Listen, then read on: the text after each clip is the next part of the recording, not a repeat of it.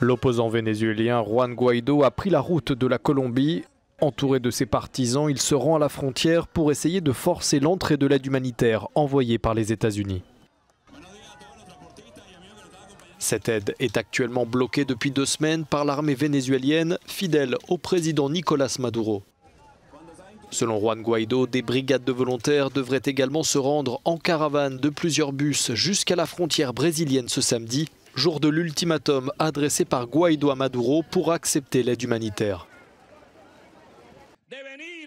En attendant, les deux camps tentent de mobiliser leur soutien, comme en témoigne ce rassemblement pro-Maduro organisé mercredi dans l'état de Bolívar. L'ONG Amnesty International a appelé le président Maduro à reconnaître la gravité de la crise socio-économique et à laisser entrer l'aide humanitaire, filmée ici lors de son acheminement dans la ville colombienne de Cúcuta. Amnesty a également tenu à mettre en garde contre l'utilisation des besoins de la population à des fins politiques.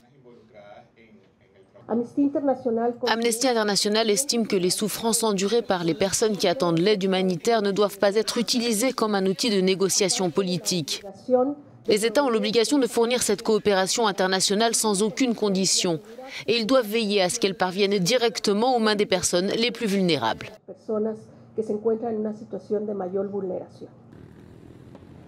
La crise politique au Venezuela s'est accentuée en janvier dernier avec l'investiture du président Maduro pour un 2e mandat de 6 années.